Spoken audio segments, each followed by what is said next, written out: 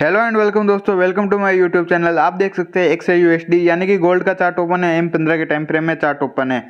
तो अगर हम देखते हैं तो लाइव मार्केट चल रहा है गोल्ड के अंदर। तो अगर हमारे प्रीवियस वीडियो की बात करते हैं तो गोल्ड उस टाइम इस लेवल पर था। तो मैंने वीडियो बनाया था और मैंने आपको बताया था कि गोल्ड इस चैनल के अंदर मूवमेंट कर रहा है। तो यहाँ पर अगर हम एंट्री लेते हैं तो बाय की ओर अगर हम एंट्री देखते हैं तो यहाँ पर एंट्री ले सकते हैं। तो अगर किसी ने यहाँ पर एंट्री लगाई होगी तो इस चैनल के रेजिस्टेंस एरिया तक एक अच्छा प्रॉफिट बुक किया होगा। तो मैंने आपको बताया था जब तक ये सपोर्ट एरिया ब्रेक नहीं करता या रेजिस्टेंस एरिया ब्रेक नहीं करता ऊपर की तरफ, तो इस चैनल के एरिया के अंदर ही मार्केट मूवमेंट करेगा। तो जब यहाँ पर गोल्ड पर किसी ने एंट्री ली होगी तो ये रेजिस्टेंस एरिया है चैनल का, तो यहाँ तक एक अच्छा प्रॉफिट बुक किया होगा सभी ने। तो यहाँ पर जो ट्रायंगल पैटर्न बन रहा था, इस ट्रायंगल पैटर्न का मैंने स्क्रीनशॉट ग्रुप में भी शेयर किया था मेरे फ्री डिस्कशन ग्रुप में। तो यहाँ पर भी मेरे मेंबर्स ने एक अच्छा प्रॉफिट बुक किया। तो मैंने आपको नेक्स्ट रेजिस्टेंस एरिया इस लेवल पर बताया था। मैंने कहा था कि अगर ये रेजिस्टेंस एरिया ब्रेक करता है तो ब्रेक के बाद एक अच्छी मूवमेंट होगी और एक अच्छा प्रॉफिट मिलेगा।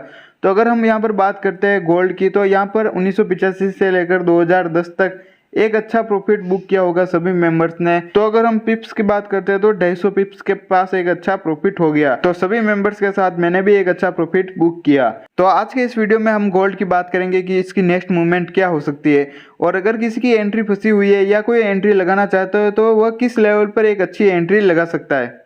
तो मैंने आपका टाइम ज़्यादा बर्बाद नहीं करते हुए तो मैंने पहले से support and resistance area draw किया हुआ है और साथ ही मैंने एक फिबोनाची टूल्स का यूज़ किया हुआ है। तो मैंने फिबोनाची भी लगा रखा है, ऊपर से पकड़कर नीचे की तरफ एक मैंने फिबोनाची लगा रखा है।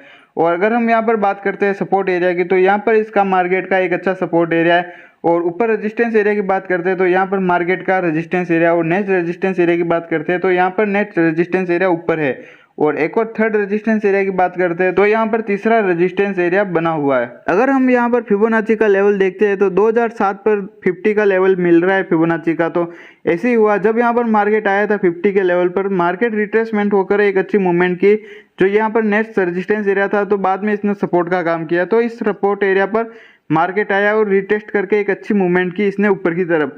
और आज भी न्यूज़ वगैरह से मार्केट नीचे आया था इस सपोर्ट एरिया पर, तो सपोर्ट लेकर वापस इसने मूवमेंट की एक अच्छी ऊपर की तरफ। तो अगर हम अभी की बात करते हैं तो मार्केट की नेक्स्ट मूवमेंट या ऊपर की तरफ हो सकती है या वापस अगेन मार्केट की नेक्स्ट मूवमेंट यहाँ तक नीचे की ओर हो सकती है। तो एक बार मैं आपको फिबोनाची के लेवल बता देता हूँ। तो यहाँ पर फिबोनाची का लेवल मिल रहा है 2013 पर, जो कि 61 का फिबो का लेवल है। और अगर नेक्स्ट लेवल की बात करते हैं तो यहाँ पर फिबोनाची का 78 का लेवल है, जो कि 2021 पर बना हुआ है। तो 78 का लेवल गोल्डन लेवल माना जाता है। तो इस लेवल पर हम बाय या सेल की एंट्री ले सकते हैं जब मार्केट अप डायरेक्शन में मूवमेंट कर रहा हो। तो 78 के लेवल पर हम सेलिंग की ओर देख सकते हैं, या मार्केट डाउन डायरेक्शन में मूवमेंट कर रहा है तो 78 के लेवल पर हम बाय डायरेक्शन में देख सकते हैं। तो अभी हम देखते हैं मार्केट को यह अप साइड में मूवमेंट कर रहा है और यहाँ पर 78 का लेवल है। और जो मैंने रेजिस्टेंस एरिया ड्रॉ किया हुआ है, तो यहाँ पर अगर आप देखते हैं तो जो ये रेजिस्टेंस एरिया मैंने फर्स्ट रेजिस्टेंस एरिया ड्रॉ किया हो तो यहाँ पर ही एक 61 का लेवल मिल रहा है।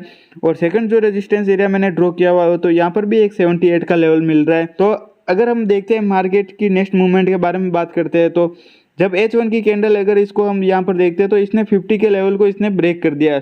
तो इसके चांस है वापस मार्केट के अप डायरेक्शन में। तो अप डायरेक्शन की अगर हम बात करते हैं तो जो ये 61 का लेवल है, तो H1 की कैंडल इस लेवल पर आती है और रिजेक्ट होकर नीचे की तरफ क्लोजिंग देती है, तो वापस मार्केट के चांस हो जाते हैं यहाँ से मार्केट नीचे की ओर मूवमेंट करने के। और जब यहाँ पर फिबो के 61 पर लेवल पर आता है कैंडल, और कैंडल यहाँ पर आने के बाद इसको ब्रेकआउट करता है, तो ब्रेकआउट के बाद मार्केट की नेक्स्ट मूवमेंट जो यहाँ पर 78 का लेवल है फिबोनाची का, तो फिबोनाची के 78 के लेवल तक मार्केट की मूवमेंट हो सकती है। अगर हम यहाँ पे एंट्री की बात करते हैं, यहाँ पर कैंडल रिट्रेसमेंट होती है, यहाँ पर रिजेक्ट होती है 78 के लेवल पर, तो हम सेलिंग की ओर देख सकते हैं। अगर एसएल की बात करते हैं तो अगर H1 की कैंडल या H4 की कैंडल इसको ब्रेकआउट करके ऊपर की तरफ क्लोजिंग देती है तो हम लॉस में एग्जिट करेंगे। ऐसे हम यहाँ पर 61 के लेवल पर ही करते हैं। अगर किसी के पास बिग अकाउंट है तो फर्स्ट एंट्री इस लेवल पर ले सकता है और सेकंड एंट्री 78 के लेवल पर लगा सकता है। और दोनों का एसएल क्या होगा, जब ये 78 के लेवल पर H1 या H4 की कैंडल इसको ब्रेकआउट करके ऊपर की तरफ क्लोजिंग देगी तो हम लॉस में एग्जिट करेंगे। और टीपी की बात करते हैं तो टीपी आपके अकॉर्डिंग सेट कर सकते हो, आपको मार्केट से कितना प्रॉफिट बुक करना है तो आप अपने हिसाब से प्रॉफिट बुक कर सकते हो और मार्केट से एग्जिट कर सकते हो।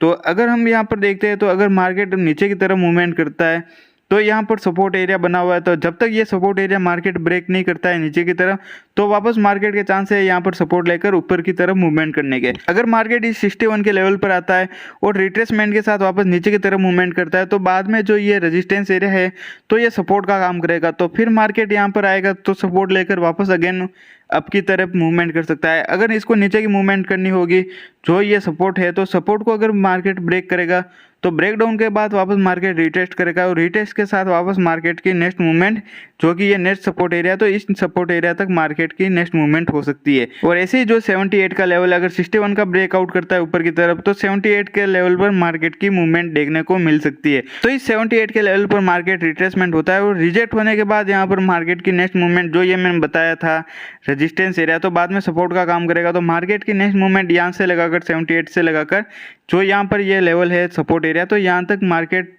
की मूवमेंट हो सकती है। तो अगर वापस इसको अप की डायरेक्शन में जाना होगा तो यहाँ से सपोर्ट लेकर वापस मार्केट अगेन अप की डायरेक्शन में जा सकता है। या अगर इसको ब्रेक डाउन करता है तो ब्रेक डाउन करने के बाद रिटेस्ट के साथ ये जो नेक्स्ट सपोर्ट एरिया है, तो मार्केट इस सपोर्ट एरिया पर मिल सकता है। अगर हम बेस्ट लेवल की बात करते हैं तो 2021 का लेवल बहुत ही अच्छा लेवल है। तो अगर किसी के पास स्मॉल अकाउंट है तो इस लेवल पर रिट्रेसमेंट के साथ एंट्री लगा सकता है। तो साथ ही मैंने एक और ये रेजिस्टेंस एरिया ड्रॉ किया हुआ है। तो मार्केट अगर रिजेक्ट होता है 78 के लेवल पर, तो रिजेक्ट होने के बाद जो एक और नेट रेजिस्टेंस एरिया बना हुआ है, तो इस रेजिस्टेंस एरिया तक मार्केट की मूवमेंट हो सकती है, जो कि अगर हम देखते हैं तो 2028 से लेकर 2032 का एरिया बना हुआ है।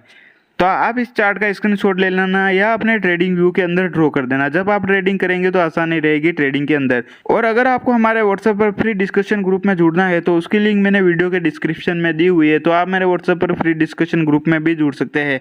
और अगर आपको हमारा वीडियो अच्छा लगा हो और अभी तक आपने हमारे चैनल को सब्सक्राइब नहीं किया हो तो चैनल को जल्दी से सब्सक्राइब करें और साथ ही नोटिफिकेशन बेल को ऑन करें, जिससे कि क्या होगा कि मेरे आने वाले वीडियो की नोटिफिकेशन आपको मिल जाएगी। और साथ ही वीडियो पर कमेंट करें और वीडियो को अपने दोस्तों के साथ शेयर करें।